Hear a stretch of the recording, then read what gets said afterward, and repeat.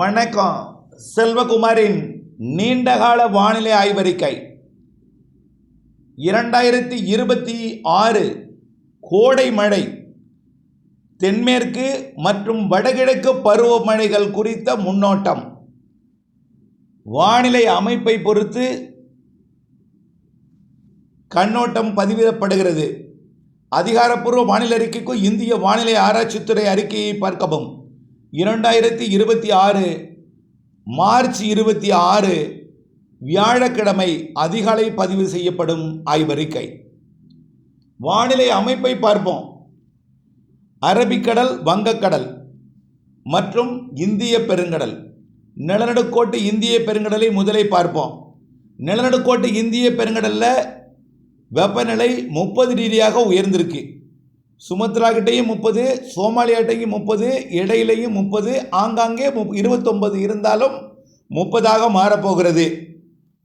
ஆக இப்போ IoT strong, அதாவது பாசிட்டிவும் கிடையாது நெகட்டிவும் கிடையாது, நடுநிலை.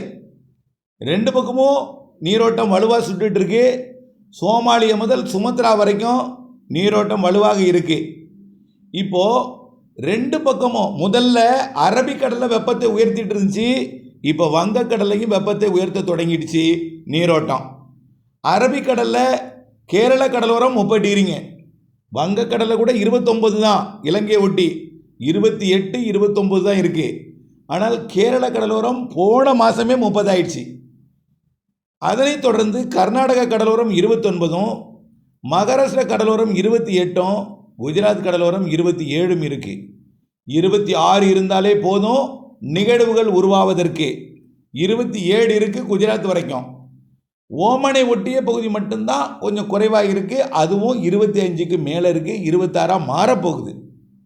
ஆக ஒட்டுமொத்த அரபிக்கடல் கோடை நிகழ்விற்கு தென்மேற்கு பருவமழை முன்கூட்டிய தொடக்கத்திற்கு அரபிக்கடலும் நிலநடுக்கோட்டு இந்திய பெருங்கடலும் சாதகமாயிடுச்சு. ரைட்.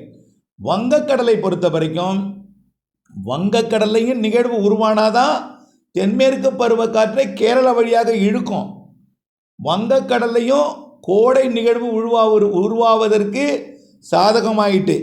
ஏற்கனவே நிலநடுக்கோட்டு இந்திய பெருங்கடலில் அடுத்தடுத்த நிகழ்வு உருவாவதற்கு சாதக அமைப்பு நிலநடுக்கோட்டு இந்திய பெருங்கடல், அதாவது வங்கக்கடலுக்கு தெற்கே இருக்கக்கூடிய சுமத்ராவிற்கும் இலங்கைக்கும் இடைப்பட்ட கடற்பகுதி 29 இருக்கு. ஒரு சில இடங்களில் 30ஆகவும் மாறிட்டு இருக்கு. வேகமாக கடத்துகிறது கடல் வெப்பத்தை நீரோட்டம். கொல்கத்தா வரைக்கும் வேகமாக கடத்த தொடங்கியிருக்கு. இப்போ ஆந்திர பிரதேசம் வரைக்கும் 28ஆக மாறிவிட்டது. ஏற்கனவே 26க்கு கீழே இருந்துச்சு ஒடிசா. இப்போ ஆந்திர பிரதேசம் வரைக்கும் 26க்கு மேலே 28ஆக போயிடுச்சு. ஒடிசாவும் 27ஆக போயிடுச்சு. மேற்கு வங்கம் மட்டும் அது 26ஆக இருக்குது. அதுவும் 27, 28ஆக மாறிடும். அங்கே 28ஆக மாறும்பொழுது தமிழ்நாட்டின் கரையை ஒட்டிய பகுதி. ஆக வங்கக்கடலை பொறுத்த வரைக்கும் வேகமாக வெப்பமடைந்து கொண்டிருக்கிறது. இந்த வெப்பம் கோடையிலேயே நிகழ்வு உருவாவதற்கு சாதகம் இருக்குது வங்கக்கடலில். அதாவது கோடை இறுதி, அதாவது மே மாதத்தில் வங்கக்கடலில் நிகழ்வும், ஏப்ரல் இறுதியில் அல்லது மே மாதத்தில். அரபிக்கடலில் தென்மேற்கு பருவமழை தொடங்கும் பொழுது வலுவான நிகழ்வு உருவாவதற்கு சாதகம் இருக்குது. ஆக வங்கக்கடல், அரபிக்கடல், நிலநடுக்கோட்டு இந்திய பெருங்கடல், ஒட்டுமொத்த கடலோட நீரோட்டம், ஒட்டுமொத்த கடலோட வெப்ப உயர்வு, அதாவது வலுவான ஐஓடி, அதாவது நடுநிலை ஐஓடிலையும் வலுவாக ரெண்டு பக்கமும் வலுவாக இருக்குது. அதனால் இதிலெல்லாம் பார்க்கும் பொழுது தென்மேற்கு பருவமழை நிகழ்வு உருவாவதற்கு சாதகம் இருக்குது. தென்சின கடல்லேருந்து தான் நிகழ்வு உருவாகணும், தாய்லாந்து வளைகுடாவில் தான் நிகழ்வு உருவாகி வரணும்னு கிடையாது. இங்கேயே நிகழ்வுகள் உருவாவதற்கு தென்சின கடலை விட தாய்லாந்து வளைகுடாவை விட வலுவடைந்திருக்கிறது நிலநடுக்கோட்டு இந்திய பெருங்கடல், வங்கக்கடல், அரபிக்கடல். ஆகவே பருவமழை, கோடை மழை, கோடை நிகழ்வுகள் அந்த வெப்பம் உயர்ந்தாலும் 104க்கு மேலே போகாதுன்னு ஏற்கனவே சொன்னதுலேயும், அதுக்கு அப்பப்போ வெப்பம் உயர்ந்தாலும் இடையிடையே கிழக்கு தென்கிழக்கு காற்று வந்து மழைப்பொழிவை, கோடை மழைப்பொழிவை கொடுப்பதற்கு, இடிமழைப்பொழிவை கொடுப்பதற்கு, சாதக காற்று சுழற்சி அமைவதற்கும் எல்லா அமைப்பும் சாதகமாக இருக்குது. சரி, அப்புறம் பசிபிக் பெருங்கடலுக்கு போகும். பசிபிக் பெருங்கடலை பொறுத்த வரைக்கும் ஏற்கனவே லானினா இருந்துச்சு. லானினா தான் ஆசியாவிற்கு நல்ல மழைப்பிடிப்பை தரும். எல்னினோ வந்தால் அமெரிக்காவிற்கு தரும்.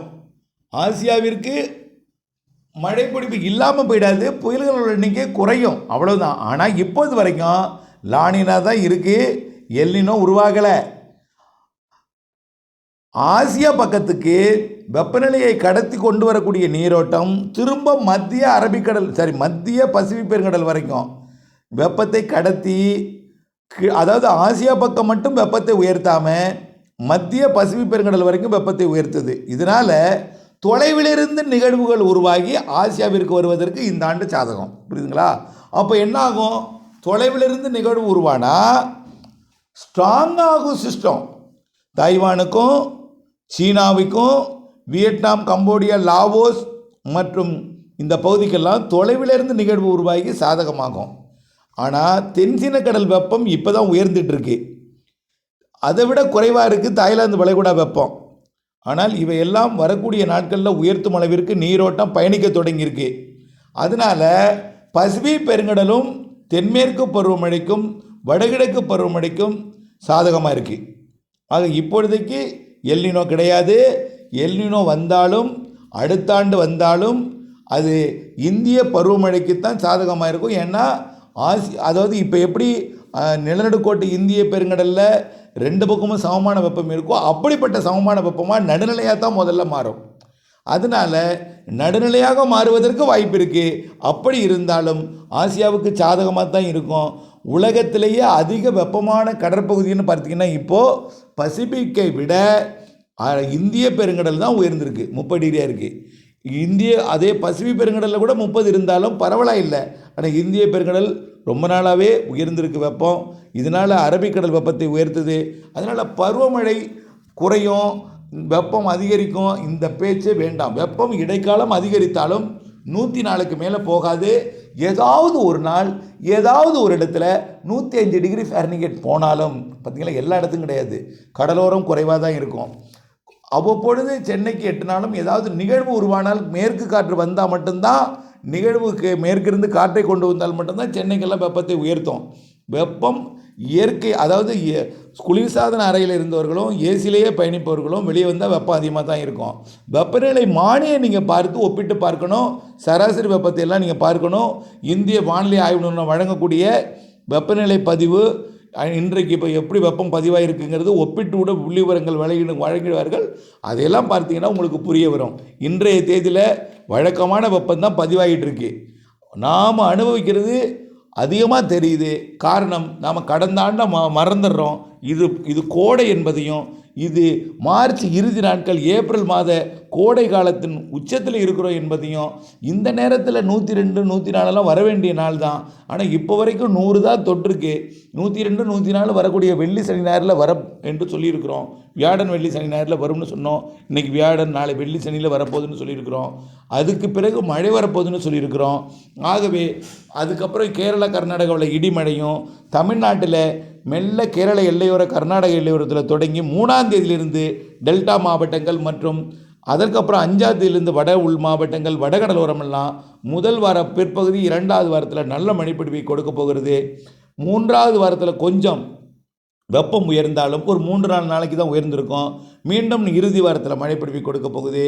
இப்படி மாறி மாறி வெயிலும் மழையும் கலந்து இருக்கக்கூடிய வானிலை தான் இருக்கும். ஏதாவது ஒரு இடத்துல 100 டிகிரிக்கு மேலே போனாலும், ஏதாவது ஒரு நாள் 105க்கு எங்காவது ஒரு இடத்துல போனாலும் 104க்கு கீழே தான் பெரும்பாலான நாட்கள் இருக்கும். 100 டிகிரியை ஒட்டி தான் பெரும்பாலான இடங்கள் இருக்கும். கடலோரம் பெரும்பாலும் 100 டிகிரிக்கு கீழே தான் இருக்கும் என்பதையும் தெரியப்படுத்த விரும்புகிறேன். மழையை பொறுத்த வரைக்கும் கோடை நிகழ்வு மழைப்பிடிவு, காற்று சுழற்சி மழைப்பிடிவு ஏப்ரலில் இருக்கிறது. ஏப்ரல் முதல் 2வது வாரம், முதல் வாரத்தின் பிற்பகுதி 2வது வாரம் இருப்பது போல் 4வது வாரம் இருக்குது. மேலே வலுவான நிகழ்வு வங்கக்கடலை கண்டிப்பாக இருக்குது. அரபிக்கடல் இறுதி வாரத்தில் உருவாகுது. முன்கூட்டியே தொடங்கும் தென்மேற்கு பருவமழை ஏற்கனவே சொல்லியிருக்கிறோம். முன்கூட்டியே தொடங்கும் பொழுது கேரளா கடற்கரைக்கு நெருக்கமாக வந்துச்சுன்னா அது பருவமழை என்று அறிவிக்கப்படும். சற்று விலகி கேரளாவிற்கு மழைப்பிடிமாக கொடுக்காமல் போணுச்சுன்னா அடுத்த நிகழ்வு 3ஆம் தேதி ஜூன் 3, 4, 5 உருவாகி சரியான நாளில் தென்மேற்கு பருவமழையை தொடக்கம், முன்கூட்டியே தொடங்கும் நிகழ்வால் பருவமழை தொடங்கவும் வாய்ப்பு இருக்குது. ஆகவே ஏன்னா அரபிக்கடல் வெப்பம் மத்திய அரபிக்கடல் வரைக்கும் வெப்பம் உயர்ந்திருக்கு. அதனால் லட்சத்தீவு அருகே உருவாகி கேரளாவுக்கு முதல் நிகழ்வு மழைப்பிடிப்பாக கொடுக்க போச்சுங்களா, அடுத்த நிகழ்வு தான் மழைப்பிடிப்பை கொடுக்கும். எது எப்படியோ ஜூன், ஜூலை, ஆகஸ்ட், செப்டம்பர் நல்ல மழை கேரளாவுக்கு இருக்குது. ஒட்டுமொத்த நாடெங்கும் நல்ல மழை இருக்குது. இடிமழை இருக்கும். இந்த வருஷம் இடிமழை இருக்கும் தென்மேற்கு பருவமழையில்.